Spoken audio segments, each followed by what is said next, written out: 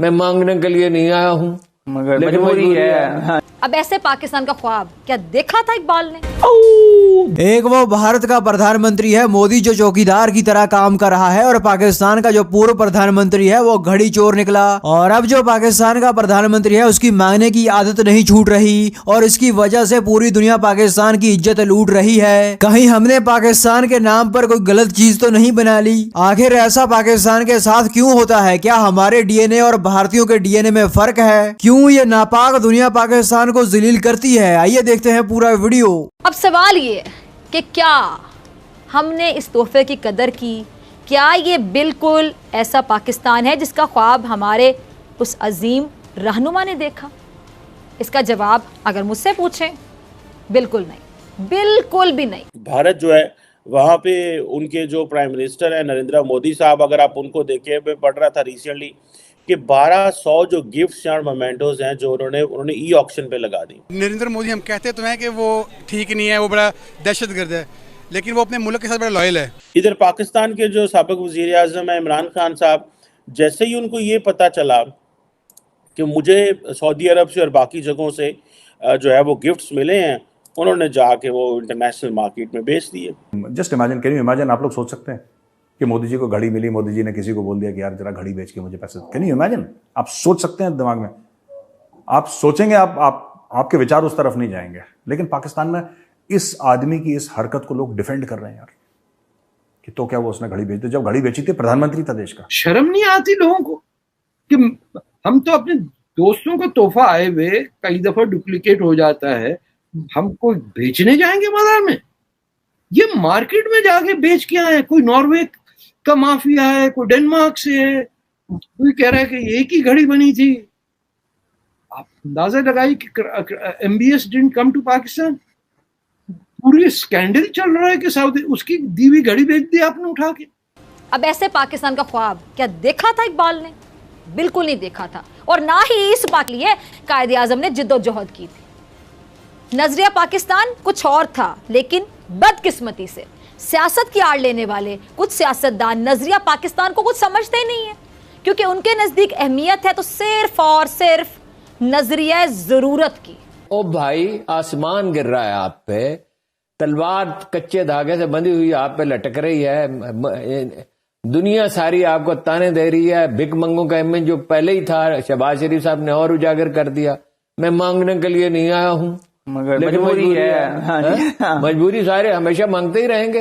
हाँ, तो ये कायदे आजम की कौम है यार, अल्लामा इकबाल की, जिन्होंने खुदी का दर्स दिया, खुददारी का दर्श दिया। हम बड़े खुददार हैं वैसे, कोई सदका खैरात छोड़ते ही नहीं। बात यह है कि कौम तो वो नहीं है, भिखारी नहीं है। लाहौर के सारे अशराफिया भिखारी, लाहौर के सारे ट्यूबवेल जापान की खैरात से लगते हैं, और फैसलाबाद के। हाँ जी। बदकिस्मती कह लें, बदकिस्मती ही है कि 70 साल से जायद हो गए, 7 दहाइयाँ, मजाक नहीं, 7 डेकेड्स, लेकिन हम अपनी मंजिल पर नहीं पहुंच सके। अफसोस के साथ कहूंगी, हमें से बहुत से लोगों को तो ये पता भी नहीं कि मंजिल है क्या हमारी। जो आजकल दुनिया आसमान पे पहुंची, कहाँ जो है वो पहुंच रहे हैं, तो असी ते जनाब हाली थले ही जरा ना गुली डंडे। प्रॉब्लम यह है कि आप एक जोहरी कुव्वत हैं और आपके पास अहले बसीरत लोग नहीं, विजनरी लोग नहीं। ये आपकी प्रॉब्लम क्या है? DNA problem. ये ठीक है कि हमारे डीएनए में वो बात नहीं है, ये ठीक है कि हम बुनियादी तौर पे गुलाम ही रहे हैं अपना सदियों से। पाकिस्तानियों के साथ डीएनए प्रॉब्लम, अकेला हमारा डीएनए प्रॉब्लम नहीं है, ये मैंने पहले भी बताया था। इंडिया वाले क्लिप लेते हैं, वहाँ चलाते हैं, हमारे खिलाफ चला, मुझे बहुत बुरा लगता है, बहुत नीच और घटिया हरकत है। लेकिन फिर भी ये 4 मुमालिक का डीएनए प्रॉब्लम है: पाकिस्तान, इंडिया, बांग्लादेश, श्रीलंका। वैसे इंडिया का नाम पहले लेता हूँ, लेकिन ये बदमाशी करते हैं, एडिट कर देते हैं, इसलिए मैंने बोल दिया पाकिस्तान, इंडिया, बांग्लादेश, श्रीलंका। वैसे इंडिया का नंबर पहला है। ये है डीएनए प्रॉब्लम। ये क्यों रिजॉल्व नहीं हो सकता? क्योंकि हम एक दूसरे के बारे में नहीं सोचते, हम विजनरी नहीं हैं। पाकिस्तान के पास रिसोर्सेज भी हैं जो कि बेशक हमने उस तरह से डिस्कवर नहीं किए, यूज़ नहीं किए, उनका फ़ायदा नहीं उठाया, और हमारे पास मज़हब भी है। मज़हब भी ऐसा है जो दुनिया में सबसे तेज़ी से फैल रहा है, जो क्रिश्चियनिटी के लिए, जूस के लिए, जो सबको तंग करता है, क्योंकि सच का हक, सच का मज़हब है।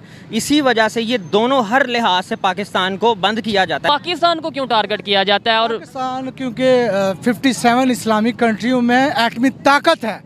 पाकिस्तान इस एशिया का किंग है और पाकिस्तान के बगैर अफगानिस्तान में इनकी वो मिट्टी पलीत हुई अमेरिका की। और ये जितना काम इंडिया ने अफगानिस्तान में पाकिस्तान के अगेंस्ट किया और जितना काम उन्होंने किया, उनको मुंह की खानी पड़ी और इस दफ़ा भी इंडिया को मुंह की खानी पड़ेगी।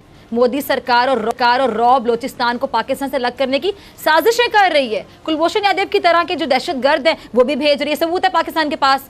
भारत बलोचिस्तान में दहशतगर्दी करवाता है, फंडिंग करता है बाकायदा इसके लिए, लेकिन सलाम है पाकिस्तान की बहादुर फौज को जिसने बहुत समझदारी और होशियारी से इस सूबे में भड़कते बदअमनी के शोलों को ठंडा कर दिया। अब भारत को बलोचिस्तान का अमन जो है ना वो खटक रहा है और फिर से मौके की तलाश में भारत कि किसी तरह इसके अमन को बर्बाद कर सके। लेकिन देखिए ऐसे हालात में दुश्मन ममालिक भी फायदा उठाते हैं। सही है। वो जो फॉल्स फ्लैग ऑपरेशन होता है कि ऐसा ऑपरेशन किया जाए कि इल्जाम किसी और पे आ जाए और अफरा तफरी फैले, मायूसी फैले मुल्क में। हम 71 के डसे हुए हैं भाई, और हम कैसे कैसे हादसात से गुजरे हैं 1971 के। हाँ, और हमारा जो क्या है $400 बिलियन है वियतनाम के पास। वियतनाम क्या था जी? हमसे एक उजड़ा हुआ मुल्क, आधी से भी कम, वो एक जंग से झुलसा हुआ मुल्क, 80 की दिहाई में हमसे बहुत पीछे। और चीन हमसे आधा था 80 में, 81 में, 82, 83 में, 87 में शुरू हुआ। अपना क्या हाल कर कि पाकिस्तान का उस दिन ये तरक्की करना शुरू करेगा जब ये सोच यहां तक ग्रो करके ले जाए कि पाकिस्तान का प्राइम मिनिस्टर एक हिंदू भी हो सकता है। उस दिन आप तरक्की करना शुरू करेंगे। वो जो 65% यूथ है जिसका 24 घंटे नाम लेते रहते हैं कि हमारे मुल्क में 65% यूथ है, 65% यूथ है, और इंडिया अपनी यूथ इंग्लैंड निकलता है, साड़ी यूथ तो मदारी वेंदी है भाई। चलो कोई बात नहीं, अगर पाकिस्तान के नौजवान मदारियों को देखना पसंद करते हैं तो अच्छी बात है, मदारियों का रोजगार तो चलता है इससे। और अगर ऐसे ही चलता रहा तो पाकिस्तान में इतने मदारी हो जाएंगे कि पाकिस्तान की बेरोजगारी खत्म हो जाएगी। और बाकी रही बात पाकिस्तान के दोस्त मुल्क जापान ने पाकिस्तान के लिए बहुत कुछ किया है और पाकिस्तान की मदद करने के लिए जापान ने लाहौर में ट्यूबवेल लगवा दिए हैं। और कुछ पाकिस्तानी तो जापान के साथ इतने फ्रैंक हो चुके हैं कि उन्होंने जापान से जापानी तेल ही मांग लिया। लेकिन आप पाकिस्तान के बारे में जो मर्जी कहो, एक बात तो आपको माननी पड़ेगी कि पाकिस्तान एशिया का किंग है, क्योंकि अगर पाकिस्तान एशिया का किंग ना होता तो पूरी दुनिया पाकिस्तान को खुश करने के लिए पैसे नहीं देती। और आज जब पाकिस्तान अमेरिका के पांव पकड़ करके पैसे मांगता है तो अमेरिका भी अपना पुश्तैनी संदूक निकाल करके वहां से पैसे निकालता है और सीधा पाकिस्तान के मुंह पर मारता है। और कभी भी अमेरिका, यूरोप और चीन पाकिस्तान को मना नहीं कर पाते।